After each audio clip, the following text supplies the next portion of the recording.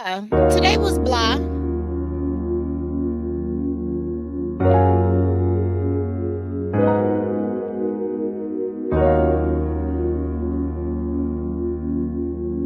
Brings with it. Brings with it. 30 hertz straight up.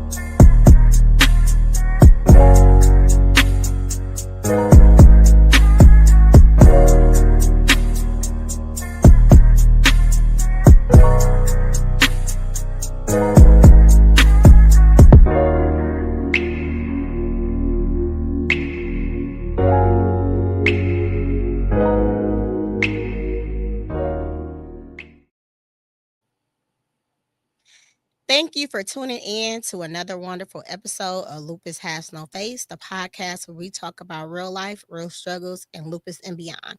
I'm your host, Savannah Burks, and we have our lovely guest, Miss Princess, is in the building today. How are you doing? I'm doing good. That's good. That's good. It's so great to have you here today. Thank you for having me You're on. You're welcome. We will be discussing healing in real time. Okay, you guys. So before we start, going into all of this, how was your day like? How was you before you decided to log on and things of that nature? Are you in a good headspace? What was your day like today? As the usual day, doing basic mama stuff, being prepared to come on today. Just got done finishing up an activity event with my children. I'm always doing something with my children. It's a holiday time, so that's how I like to spend it. That's so dope. I got on red, so I thought I was gonna wear red this whole month because it's Christmas. I like to be in the festivities and all of the things. I love everything about the holiday, especially Christmas. Mhm. Christmas is one of my favorite holidays, not just because of the gifts, but because of the ambience, all the Right. beautiful things. You know what I'm saying? The lights, all of that. So I'm so in love with that. I just bring all the kid out of me. Yes. So before we get started, do you have anything that you're working on? Anything that's coming up that the community or anybody can be a part of? And drop your tags on how they can follow you and see what's coming up next with you. Right now, pretty much I don't have nothing really going on per se. Um, During this time, I'm spending with my children and with everything going on with my health. I'm pretty much taking self time for myself so I can be able to gain my strength. Right now, it's just low key, Okay. just chilling. Ain't nothing wrong with that. Self-care is one of the best medicines that you can ever have because it allows us to reset, refocus, regroup. So that's dope that you knew it was time to take that for yourself. Yes. So, for those who are just meeting you for the first time, who is Princess beyond the diagnosis? So, who is Princess beyond the diagnosis? I Okay. want I want to say, well, for those who know me, they know that I was a little bad, but they don't really know my story of why I was so bad. Coming from that, what's that 53206 area code? Yes, You're not a lot. yes. So just growing up in Milwaukee overall has been an experience for me. As you know, I lost my mother there by My suicide. goodness. So I lost my mother when I was 3 years old, unfortunately. Sorry to Um, hear that. so that's the tough licking that I had to deal with as a child. Growing up in foster care, um, doing a lot to make it. I had a lot of odds against me, and still standing. A mother of four, taking care of my children. You know, um, went to high school, graduated, ended up getting a trade in CNA, still pushing. I ended up graduating from Tallahassee State College last year with a certification administration medical assistance. And right now I'm working on getting a medical health license. I'm always doing some little hustles so I can keep money under my belt, but also to keep going. If I stop going, then nothing would keep me here. So I'm always busy. And one thing I do like the most is going to church. I'm an usher at the church. I Okay. sing in the choir.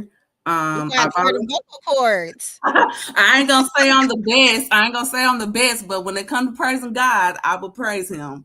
Okay. Okay. But Okay. but you know, I love giving back. I love volunteering. I love serving. So when it comes to giving, you could say I would do that. I would drop what I can to give, and I don't have a lot of money, but I would give. That is so dope. And I'm here to say nothing that you're doing is little. We got to take that little out of there. The little that we say is little requires so much. Ain't Yeah. nothing little about what you doing. So let's delete that little part. Okay. Ain't nothing little about what you Well, doing. I'm gonna get that out of Nothing there. Okay. about what That's you big. That's big. that's Big. absolutely right because we are in the healthcare industry, the healthcare field, and the experience that you are giving to someone is priceless. You know what I'm saying? Mm-hmm. I commend you on that. Thank you. If you a little bit on it, not too much. How was your foster care family? Like, did you have a great upbringing? Because I hear so many horrifying stories, and are you still in contact with them? Well, I my first initial foster care home, I didn't do so good with the transition. I wasn't ready to transition because most of my life I grew up being institutionalized. As you know, that mental health at that time, in the late 80s, wasn't really something they took as like, oh wow, they wanted to lock you up. So I was like a one of those lab children, being institutionalized, taken away from my family, being in the hospital around people I did not know. And I wasn't really transitioning like they wanted me to. I wasn't really wanting to transition either because it was kind of foreign to me. Mhm. So that foster home did not work. She was sweet. It was just me and her daughter. Um, Church going woman, nothing bad. My second foster home, she took a chance on me. She picked me up from St. Rose, which is on 89th and Capitol. And they told her like they don't want she shouldn't get me because I got too many issues. And she told them no. So she took a chance on getting me. I was 12 years old. And it took me 2 years to adjust. After that, it was good. And I do still talk to my foster mom like I'm her baby. um, we have our ups and downs, but nobody's perfect. She was a mother of six, but what took her from seeing other kids' needs, that's bigger. She didn't have to do that. Um, For sure. that took a lot, but I still talk to her on a daily basis. I help her out with her business. She does have a group home. So while I'm here, she'll call me up like, look, I need you to do this. And I'm down here handling her business and she up in Milwaukee. So yeah, we're pretty tight. That's a beautiful thing, and I would just like to say real quickly, like, mental health has always, to me, been swept underneath the rug. People are now they're getting more help than they ever got, but people are not actually getting the help that they deserve because people put a look on mental health. And mental health don't look like anything, just like lupus don't look like anything. You know what I mean? And it's so unfortunate that these foster home people will take children in and can decide to give them back. If you had a child that was acting like you, can you give it back? No. So I feel like when you say that you wasn't like living up to their standards or you wasn't transforming, they are grown. My opinion was for them to try to help you transition like that. They, like all of that transition in and out, to me, I feel like that caused more trauma to a child. Mm-hmm. So I just kind of wanted to say that because there's so many foster homes out here that's horrible, and there's so many foster homes out here that are wonderful. So Hmm. again, it's really you as a person, you loving that person as if that kid was your own. You don't have an option to give them back. You don't have an option to not pour into them. You don't have the option not to love them. So kind of just wanted to say that. When did you first learn you had lupus? What kind of lupus do you have, and what was your initial emotional and mental reaction? Um, well, I just found out in August when I went to the emergency room. I was going to get my blood drawn to check my iron levels, and that morning I was not feeling really good anyway, and um, I was having a fainting spell, so I ended up having to get rushed to the ER, which I do all the time because I always have a lot of fainting spells. And that's when I checked my discharge paper summary, and on the back of it, it was like um, lupus, which is SLE, the systematic lupus. Hmm. And I'm like, I know my primary doctor said something about lupus in 2003. I didn't know that they had came up with a diagnosis because I was going back and forth to the doctor, getting lab work done. And I'm like, it would have helped me a little bit if someone had told me. And I found out in a shocking moment, like, okay, I guess. And it was just a shocker because I wasn't expecting lupus. I wasn't, I wouldn't have never thought lupus, but I know people who had lupus and I didn't really understand it. And it was kind of foreign to me because it was not something I was looking for. So when you was told that, well, you was never told that you had lupus in 2003. It was just on your paperwork. It was just a discussion. It was a discussion. So at that time when they told you in 2003, did they have a care plan of action for you, or they just sent you by your way? No. So my primary doctor, she suggested that it may be lupus because my ankles was swollen at the visit. And 2025 is when I guess they decided that it was systematic lupus. On it was actually a facility, a hospital here who said, okay, somebody in medical system put it in. I guess I don't know if they had a private meeting or what transpired. But all I know is it wasn't really discussed to me until I seen it on my discharge summary. And I was like, I guess. So what I did was I contacted the rheumatologist back in Milwaukee who initially ran lab tests and diagnosed me with fibromyalgia. And I said, look, I need to have a second opinion here because I moved out of Milwaukee down to Florida. And they saying that I have systematic lupus. No, I need you to do a comparison from the time that you diagnosed me and see what's going on that don't make no sense. And so I was able to get my appointment. I'll be in Milwaukee to see the rheumatologist December 29th and get this squared away so I can have some peace of mind. And because the rheumatologist here that I was dealing with, he didn't want to see me for a second ANA. So I've been having, this is my second ANA that has been positive and it's showing up. So I'm like, no. And the discussion for the second positive ANA was I need to go see a different rheumatologist to make sure that this is the correct diagnosis. And so I'm like, they didn't have it in the Mayo Clinic here.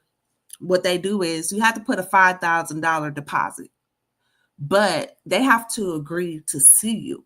If they don't agree to see you, you just butt out. So what I said was no, let me go back to where I initially came from and I'll pay $200 rather than 5,000.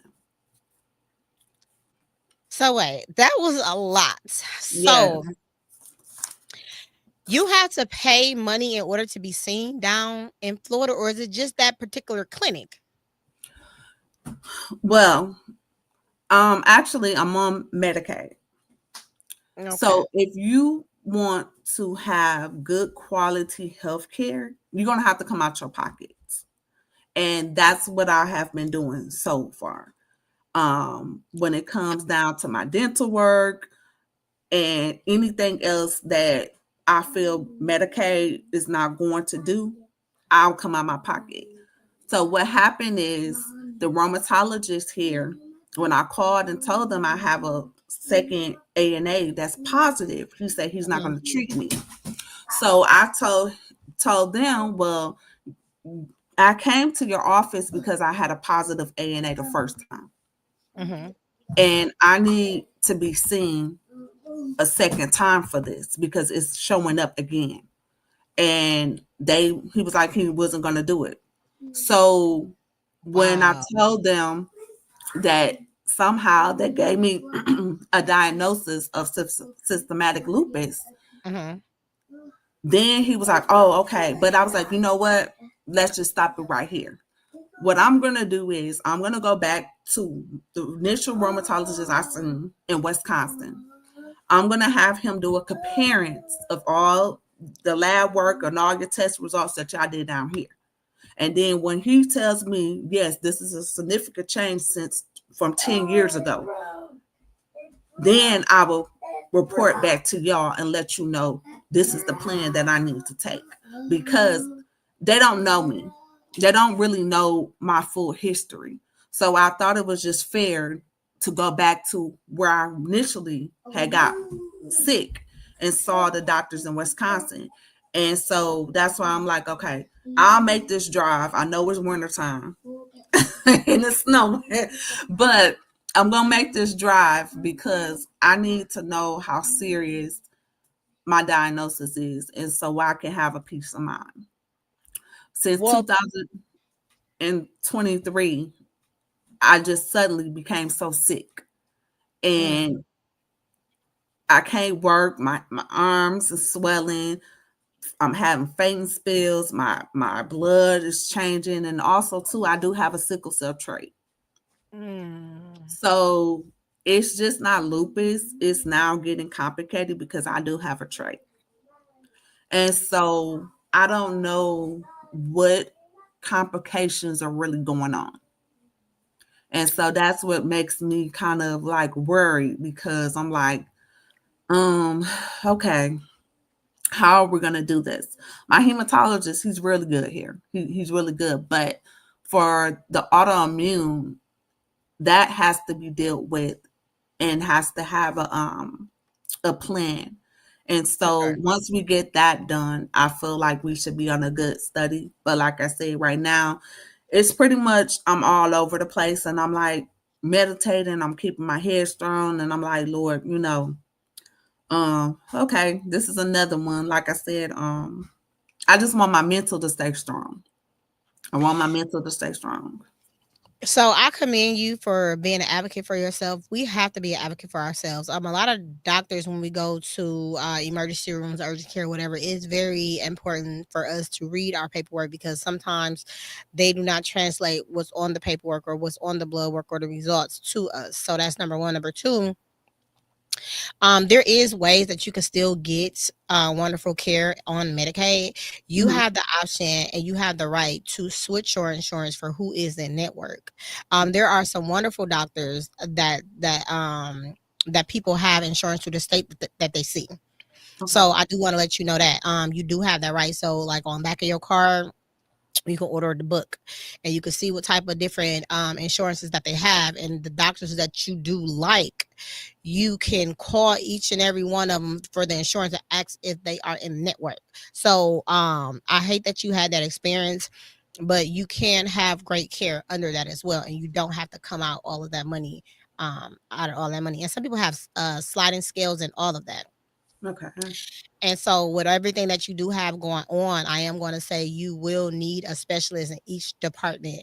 And each one of those doctors have to communicate and correlate with each other to put you on the best care plan possible. Because what will happen is if you're your rheumatologist, your hematologist, your neurologist, if all of these people is prescribing you things, that one medication can be used for multiple different things. And for one, you don't want to have interactions with that, allergic reaction with that. So everybody need to be on the same page as to what medications that they are giving you. So you don't have to have a lot of medications. So when you do go see these doctors, I do encourage you to for them to talk to each other, and they can talk to each other. They whether Mm-hmm. it's email or whatever app that they use on a computer, so you can get the best quality of care and the best plan of care that you need to get.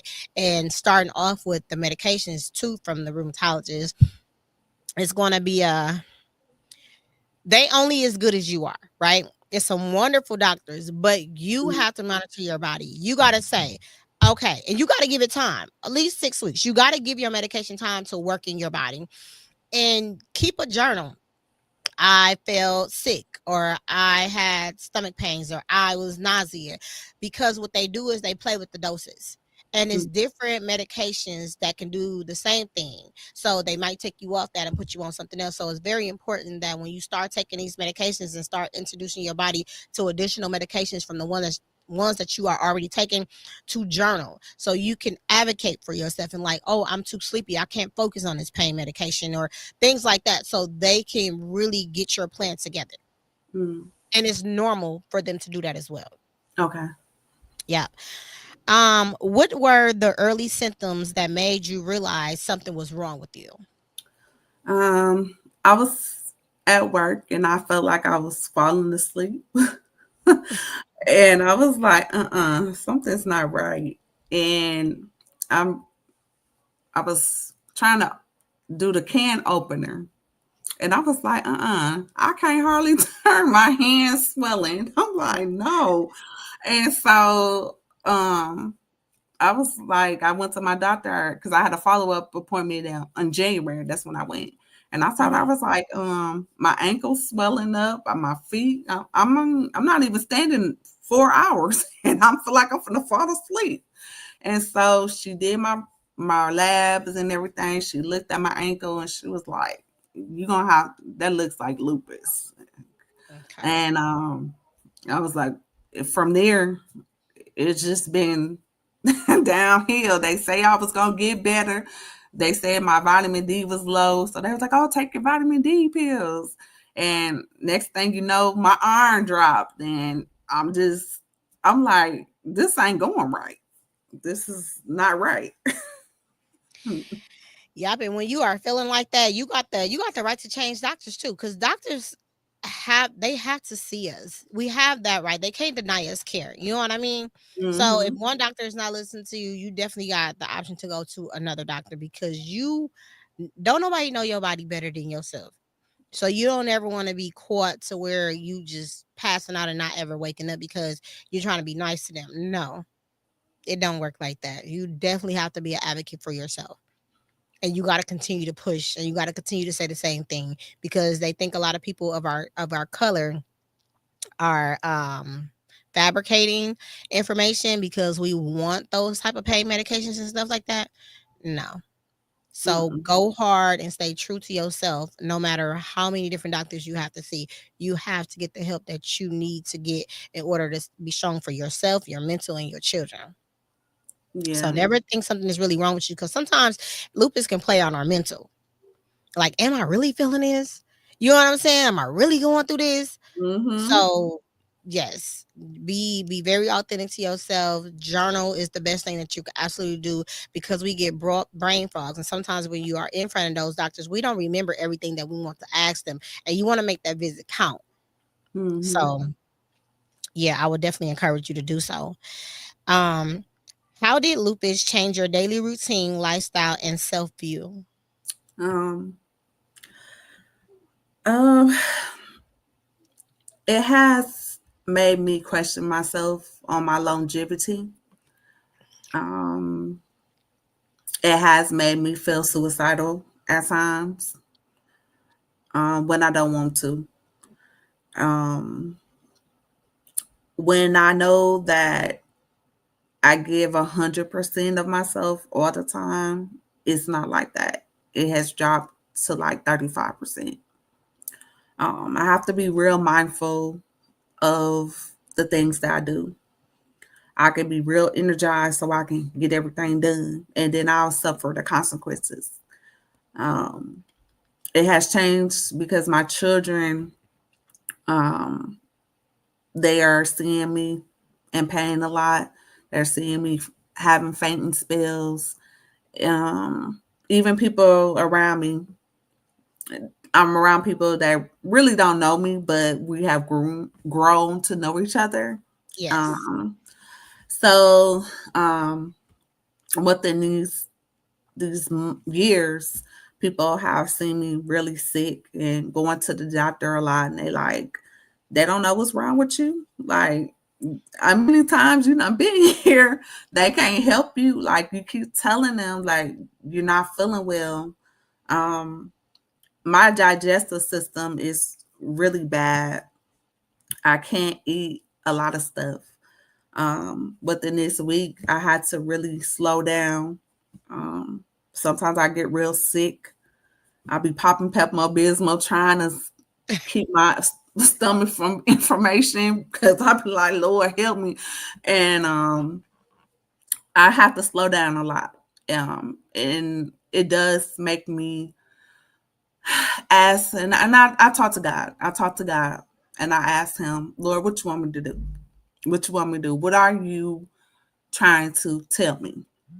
What are you trying to tell me right now?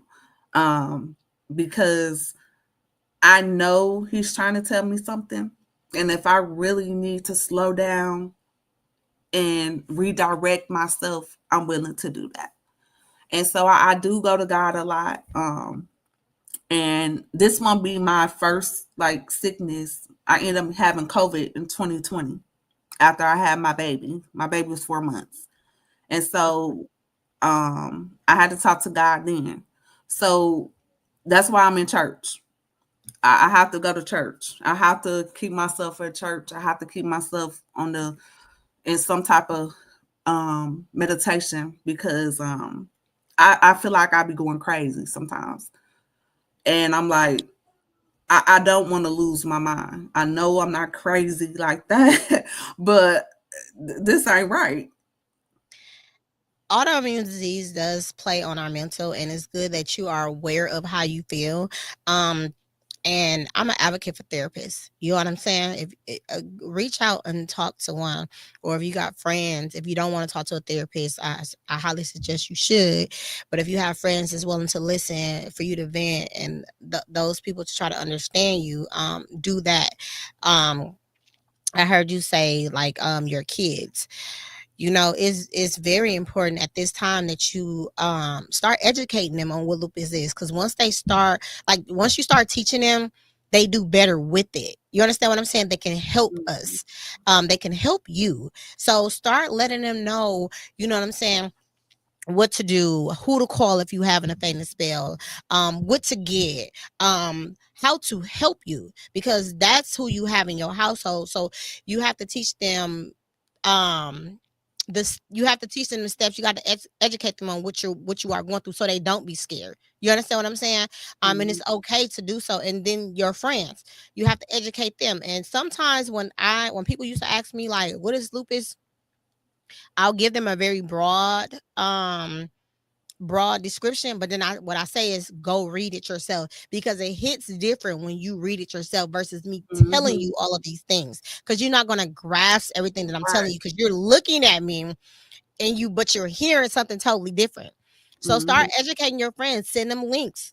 You know what I'm saying? It's how to help you. If you want to be out and have a good time and get away from all the chaos, tell them like, I only could be out 4 hours. You know what I'm saying? Due to this. Your real friends and people that's going to support you want to respect that. And even if they don't, you need to respect that, because your body is literally talking to you. Pace yourself. Things that can wait, let it wait. If it's not something vital, very important, Wait, let it wait. Do what's important. Do what you can. If you only could do what you can for 4 hours, you did enough. So show yourself grace, because your body is talking to you. And sometimes, and if you do overexert your body, you could end up in a place that you do not want to end up. You understand what I'm saying? So it's Mhm. okay to sit down, have movie nights with your kids, or doing activities like you said, or having them lay in the bed if you are in pain. You know what I mean? It's ways to do that, and you don't have to feel bad for that. We all done it. I've done it.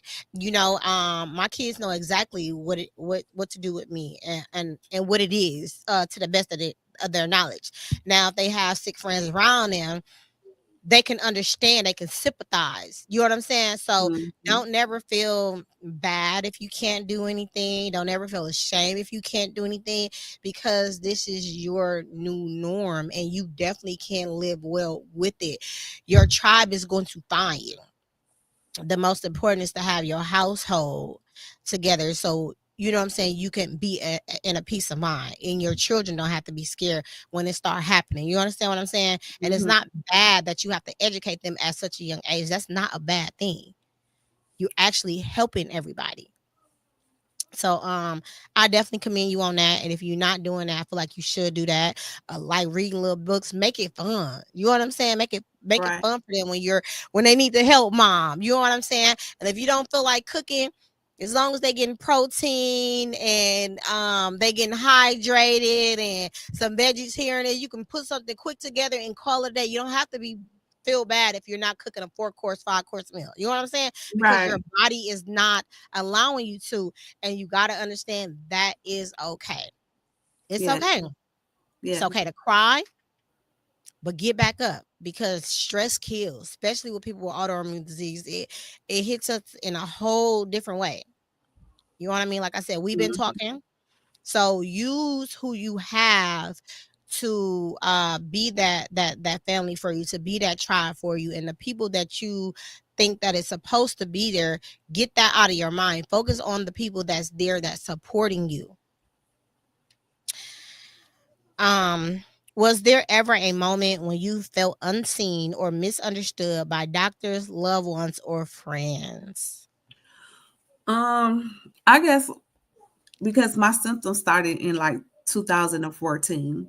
Mm-hmm. Um, it was new to everyone, and it was kind of like when I go to the doctor, I'd be like, "Oh, I'm in pain. I'm going through all this," and they'd be like, "Oh, okay, it might be this." And so it was odd because here I was talking about a different pain, like I had a surgery, and all of a sudden I knew I'm having more pain than what I was expecting. And I'm like, well, that's not right. I don't know if the surgery brought something on, but I do know what the trauma, because surgery is trauma. Yes. And I already have endured trauma from as a little child. So my body has taken in a lot of trauma. And so it it makes sense of what I'm going through. My body is now overacting from everything that I've been through. And when I went to the doctor, it was like, okay, I was expecting, oh, they're going to give me a diagnosis, I'm going to be done. I never expected 5 years of fibromyalgia. And then now here we are 10 years later. And I'm like, this ain't even fibromyalgia. This is something totally different. Yes. And when you are feeling unseen, for me, when I used to feel that way, I just advocated. And if those people were not receptive to what I was saying, I kind of cut them off, because you got to understand what I'm trying to convey to you, even though I may not understand what I'm going through at the time. You know what I'm saying? And that is okay. Mhm. You're not losing those people. You are keeping yourself at a calm level, or at peace, right? I did hear you say like your stomach, you have gastro issues. Knowing your blood type It's very important because you could be making your own self sick by eating things that you are not supposed to be eating. You know what I mean? And journal with that as well. When you eat some cheese, how do that make you feel? Don't eat it no more. When you eat this, how does it make you feel? Don't eat it no more. So the things that's making you like, cut that out because our Mhm. body is going to talk to us, but you got to pay attention to that. And like I said, journaling is everything. And that's how you're going to get back to health as well. I do like my guests to read the comments that's on the screen. So if you want to start reading the first comment, I would appreciate it. Okay, so how long has she known that I had it? Oh, that's Kendra. Um, I just found out this year about the lupus. But I had previous diagnosis of fibromyalgia in 2020. I'm sorry, 2014.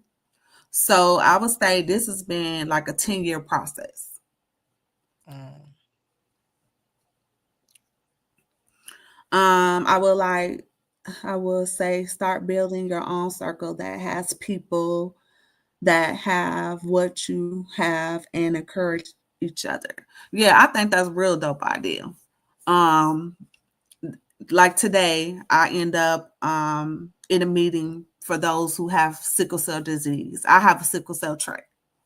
So I am slowly for surely getting in communities that um the diagnosis that I have, I can vibe on in and educate, empower others, hear other people's testimonies. So it's slowly for surely working. Like I said, I hadn't found one for lupus yet, but I trust and believe, and I know God is going to bring people to me, and He gonna plant me. Well, and I actually attend church with members who have lupus. So I mean, it's working. It's slow I'm gonna have process. to give you some connections because you should be in some lupus groups right now. You know, get you, get you. Okay. Tone, put some more of those comments on the screen. Oh, Good evening. Good evening. Yasu, good evening. That is my lovely sister, Dr. LaShawn Garola. She said, you have to advocate for yourself. You definitely do. You have to. Yes, fighting isn't normal. They need to see what's happening. Low hemoglobin. Yes. And when they do run my lab results, my hemoglobin is low. And I know that is getting low. I can feel it. And one thing is I donate plasma. Like I say, I'm always hustling. I've been hustling since I've been here. And I donate plasma. And I have completely stopped. Why? Because my hemoglobin can drop in any time. And that's what really caused them fainting spells because my blood level, what I think is good, the next few minutes it can drop. And I'm like, what the world? What happened? And I don't know. And I could probably done ate something. It doesn't really matter if I eat something or if I don't. And I'm like, y'all need to check this out because this is not right. And that's the most scariest thing is because it'd be so sudden. I can get the sweating. I'm not even doing nothing. I sweat and I'm like, what's going on? And then I'm down. You think you're not doing nothing, but your body is doing something. And my suggestion to you until you figure this out, until you get on a straight line of help to stop donating plasma. I Yeah. would say you should stop doing that until you actually have a care plan of action and it's working for you. So, you know, that's my suggestion to you. You can do what you wish, but that's not a good thing. No, I'm stopping because right now it's very vital because of my sickle cell trait. Yes, you Um need your I'm plasma. microcytic anemia because my red blood cells are so small, and so that's why I'm having like a lack of oxygen. I'm steady constricting my flow of oxygen. My feet cramp up and stuff. So I just decided I'm gonna let that hustle go. I know Yeah, I need money, true. but I don't need it that bad. No, you don't. God will always provide. seriously, because that's just making you way more sick. Okay. Um, what does healing in real time look like for you today? Healing in real time looks like um, being honest with myself, listening to what God fully is trying to tell me. As I said, nothing thus this far has been a surprise to me. I'm always finding myself in situations where it's testing me. It's really testing me, testing my faith. It's teaching me endurance. It's teaching me about who I am. I'm 39 years old. I'll be 40 next month. And I'm proud to be here. So it's all it is just it's just motivation. Just keeping me going. Just keeping me going. It's just another day. Motivation with moving feet, okay, and listening to your body. God helps us, He does, but He helps us with moving feet too. So if you know you ain't supposed to be doing something, girl, stop doing it. Before I come across this screen, you don't be doing that. Can you read some more comments? Where they Okay. She said, I think your sister said drive Uber. You need your own plasma. Okay. I'm gonna keep it. I'm gonna keep it.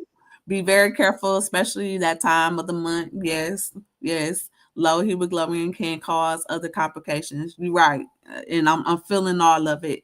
Keep your plasma, hustle another way, ma'am. Yes, ma'am. And keep it moving, Lupus. Lupus, don't stop the show, ma'am. You got that right. God is bigger. mm-hmm. Everything she's saying is what I'm going through. Yes, but we're gonna override it. We're gonna keep. Yes, 10 years. Yes, it took that long. It's not an easy route. And Dr. LaShawn Garola that's on it, she's actually a lupus warrior as well. Okay. And when I tell you she has a whole method behind her madness, we all do. But she's very successful, and she goes through whatever she goes through, but she listens. You know what I'm saying? You can have she's living well with lupus actually, and you can too. You can live well with lupus. You can live well with sickle cell. You can live well with fibromyalgia. I have fibromyalgia as well. Okay. So you have it You like I do. Okay. You know what I mean? And I don't take any pain medication. I'm not saying that you shouldn't take any pain medication, but it is ways to live well with things by not being on things. Like in the beginning, for sure, I was diagnosed at the age of 12, 13 years old. I Hmm. was on pain medication, and that wasn't a quality of life for me. Who wants to be falling asleep and laid up all day and it's 3 days later? Nobody, right? So you Nobody. really got to do what you got to do for yourself. And like as far as pain, a regular workout regimen is good. People Hmm. say, "How can you be in pain and still work out?" It helps. I'm telling you, it helps. Whether you're walking, doing light weights, on a treadmill, yoga, like get a regular workout regimen in. I'm telling you, it will make all of the difference. Even if you have doing what you're doing, just work yourself up. Work your yourself up doing it. Work your strength up. Work your endurance up. But I can tell you, I've been there. I've did all the things, and it definitely works. And it's a big lupus community out here. I'm Okay. so shocked that you are not a part of anything like this. But I'm gonna get you together after this show Okay. and I set want to that say off. congratulations to Dr. Lysandra on your doctorate degree. Yes. What practice help you stay grounded through flare ups and difficult seasons?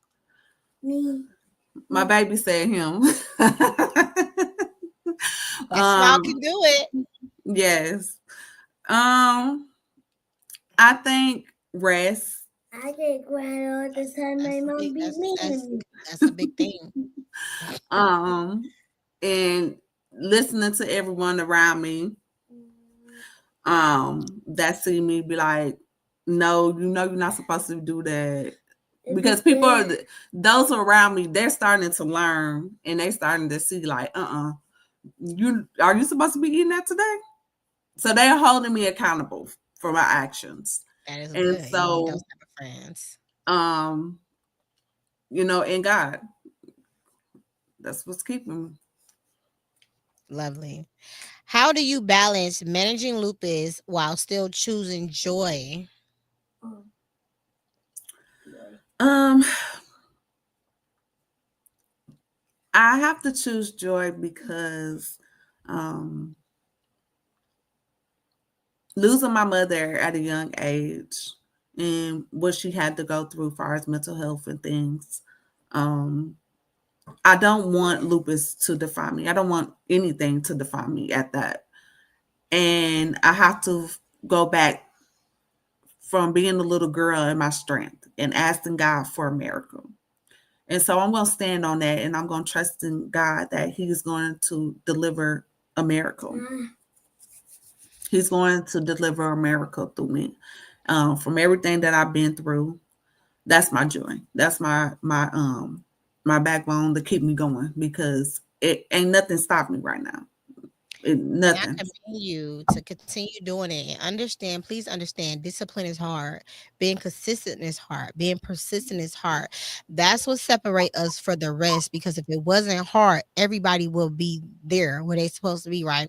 So when you're feeling like you don't want to pray, when you feeling like you don't want to eat that food, when you're feeling like you don't want to, you want to just be rebellious, just remember because you can get there. It's your decision to choose you each and every time. The only person that can get in your way is you. And I'm not gonna tell you this road gonna be easy. It is not going to be easy. You know what I'm saying? You gonna shout, curse, probably wish you wasn't here, but it's all for a bigger purpose. And I promise you, like it's so many lupus warriors that is living well with this. We have careers, we are living our life, but what you don't see is behind the scenes, how we do get our rest. Hi. Sometimes I stay in the house for a day or two. I'm recouping. You know what I'm saying? You have to listen to your body. You have to have a system because that is how you're going to go get through it. And you have to be able to articulate your emotions and be boisterous and vocal and be vulnerable. Like show yourself grace and show yourself patience.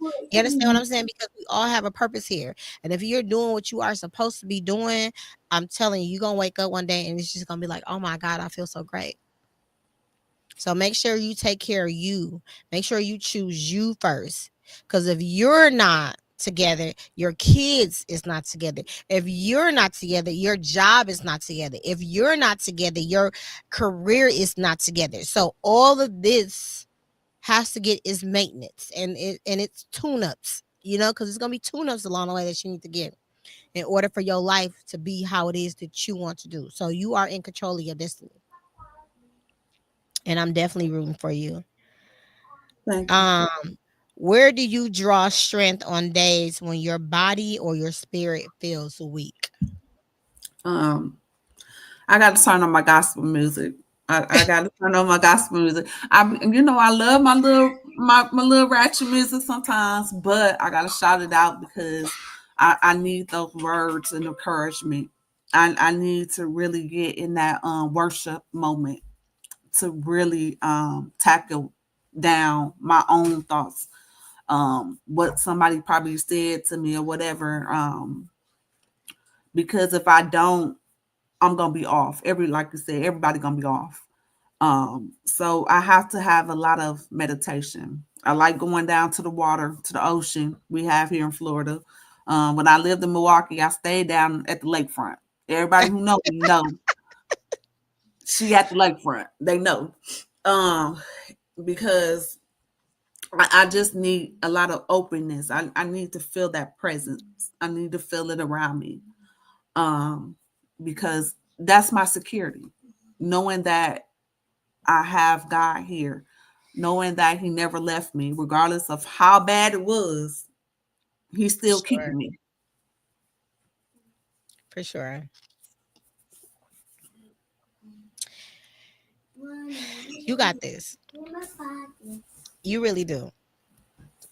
You may not think it, but you do. Telling you. Um, what scriptures, affirmation, or prayer carries you through your toughest moments? Um, Jeremiah 29:11. I was given that when I was at a hospital in Arkansas, and I'm gonna keep that because God knows everything that I'm going through. Nothing thus as far he did not know. I'm just taking it as he wants me to understand that, and he wants me to get out the way and stop trying to fix everything. And right now, I can't fix this situation. That's why I told one of my friends, I said, I'm in a situation that I can't handle. I can't fix it. I can't solve this problem. And right now, it's God. God saying, get out the way, baby. Move. This is what I need you to do. I'm going to be the healer here, not you. So for those that do not know what that is, would you mind saying it or reading it? Okay, let me get my Bible. Hand me my Bible, Hezekiah. Well, hold on. Hold on, give me a second. I'm gonna put it up in my U verse. I'm gonna put it up on my. I got it on my phone, baby. All right.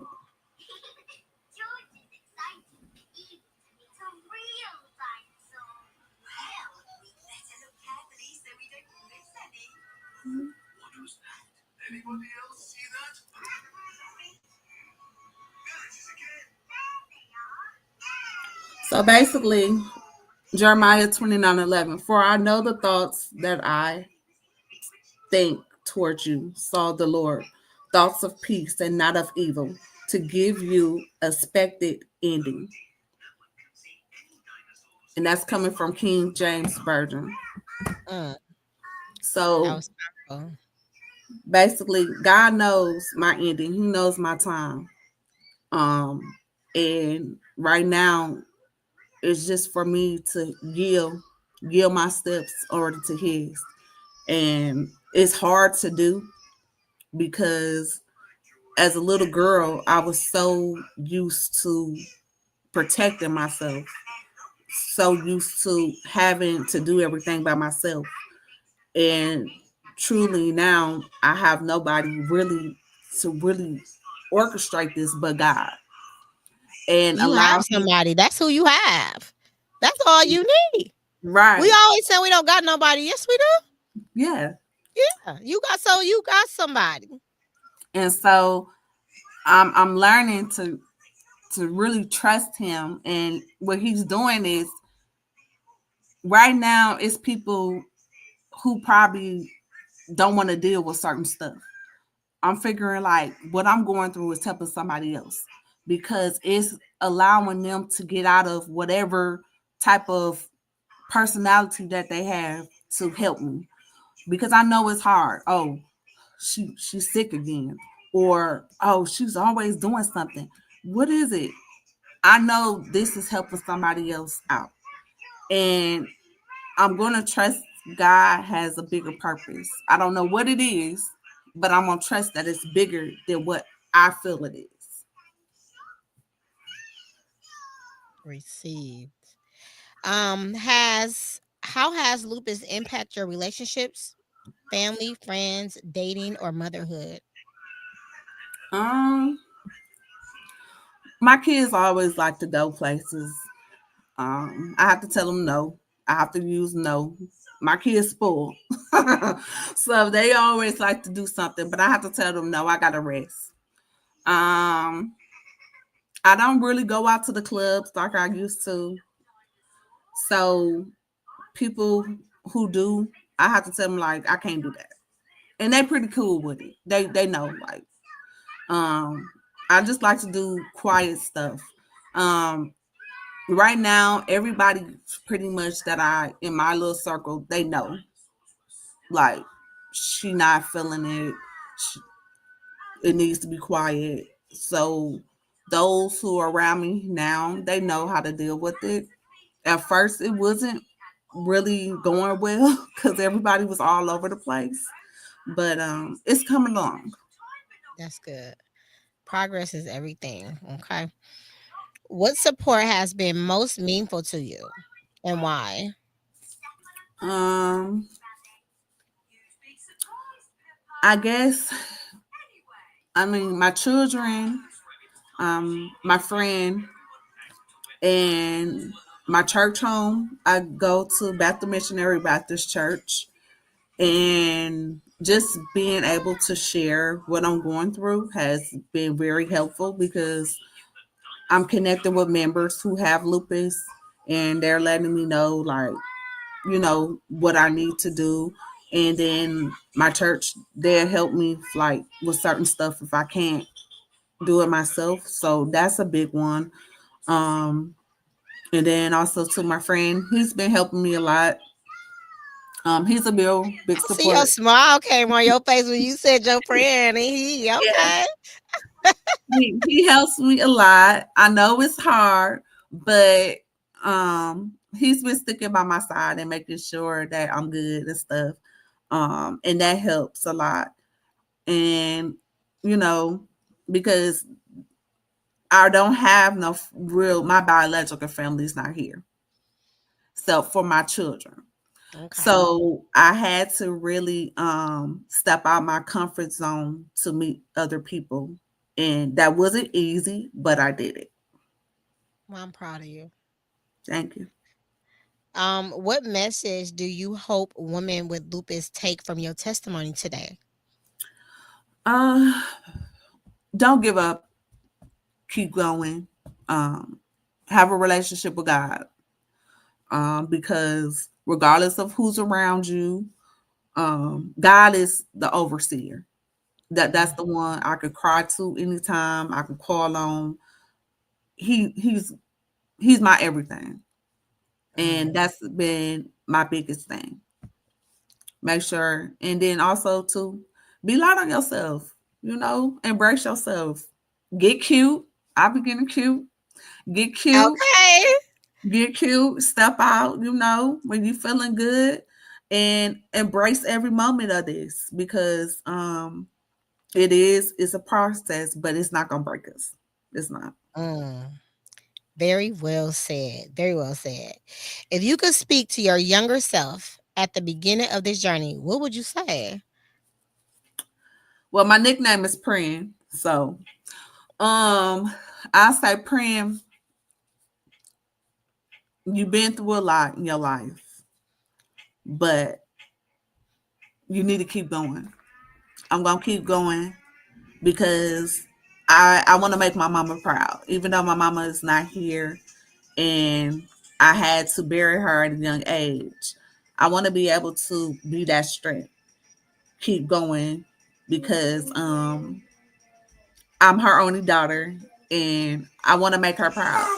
And I want to do everything that I can to make sure that everything gets done proper and that she know like I didn't give up. That's beautiful. And you are making her proud. She sees. How do you advocate for yourself in medical spaces when you feel unheard? Well, I ain't being loud or ratchet. I don't want to get kicked out the building now. But no, what I do is um I tell them and actually I did network with Sickle Cell Foundation here in Okay. Tallahassee. And so they actually ran some of their labs and so they saw things too. And they actually reached out to the rheumatologist in Milwaukee too. That is So dope. um I'm connecting with different things um to draw this all together. And I'm just staying vocal because I know something's wrong with me. I know I'm not a hyper collegiate or whatever. Like I'm just out here wanting to pop medicine. No, I don't like popping pills. I don't like it. Um, I know I'm not my all. Um, because I like helping people too much. I work in healthcare. So I'm a CNA, so I love to work, but I can't help them if I'm not feeling well. That is absolutely correct. Before we go on to the next question, Tone, can you start where you stopped off at to read the comments? We're gonna put them on the screen so you can read them in order. Okay. My lupus journey had led me to my doctorate degree. Congratulations. That's empowerment. Get her together, sis. Yeah, she gonna get me together. I'm She gonna gonna get her get together, Ken. What do I do for fun? Um, right now, I like bird watching. I like going to church. I like going to go get my nails done, shopping. I love coming back home to Milwaukee. Um, I love I love some quietness. I love my music. I love dancing. But overall, I like arts. I like to keep it low key. Okay. Okay. Just ask God once He hears you the first time. Start thanking Him for each day you wake up and make it through. Lead that prayer with thanking Him and showing Him what you have faith and you patient. You got Absolutely. you right. I got this exactly. Period. Your job is not to solve lupus. You right. I can't. Your job is to learn how to live productively with lupus. You do not let lupus rob you of all your life pressures. Facts. My girl be coming through, and that is really that's what it is. Don't put yourself in a box. Like I said, you have the right to feel how you feel, but don't sit in there too long, because you can do it. You can go back to school, you can do all of that stuff. They have accommodations for us. You just have to be vocal about it. And please do understand, people that work in these facilities, these hospitals, these schools, they don't have the knowledge of all what they have to offer. I don't care if you got to talk to 10 different people that same day, because I've done it, and people was not aware of what they offer. And I'm like, in my mind, I was just cussing him out, but I know Mhm. that's not going to get me anywhere. So I got to be calm. But being Right. calm when I'm mad is stressing me out. So once I Hmm. got done what I need to get done, I had to, reset, release, because I was so irritated. But you do, please understand, these people that works in all these places, they're not even educated. They're not even educated on what they have to offer. Understand that there are things in place that is able to help you. You just have to be very persistent on the information that you are inquiring about, and be persistent on the information that you need. Okay, Right. because like I said, nobody can stop you but you. I'm billing you, Savannah. Got to build a I pay. love you. Oh my God. What is your hope for the lupus community moving forward? I'm hoping that that can come up with cures so people don't have to take so much medication, all natural. Um, I want people to be able to know that they can have a life. Um, it's not as what it may seem once you get plugged in with the right community and advocate for yourself, regardless of what, and keep it pushing. And no question is a dumb question. Right.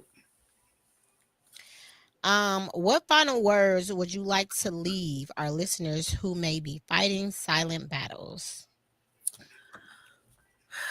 Um, you are loved. Is someone out there going through the same thing that you're going through. So don't never feel like you're by yourself, because I know it's easier said as done. Um, but give yourself grace and be patient. Trust everything is gonna work out. Trust me. Is it what looks ugly turn out to be a shining star. I love that. And that's I experienced that. That's dope. Um, I do want to thank you for joining us for this powerful episode of Lupus Has No Face podcast. Princess reminds us of the healing is not a final destination. Okay, it is a daily, courageous choice. To every warrior listening, you are seen, you are valued, you are stronger than the challenges you face on an each and everyday basis. Okay, Mhm. may today inspires you to embrace your healing in real time, honor your body, and walk boldly in your purpose. Remember, living well with lupus and your story does matter.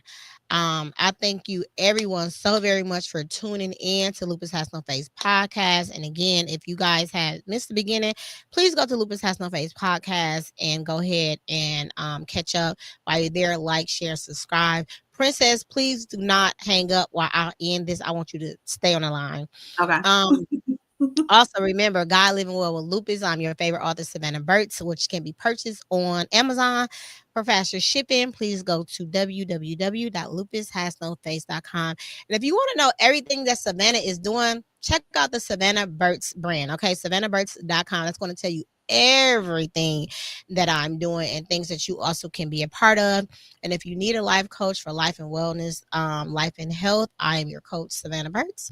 Please do reach out, send an email, and book your 30-minute consultation for free. I am here every Wednesday at 6:30 on all platforms. Until next time, see you soon.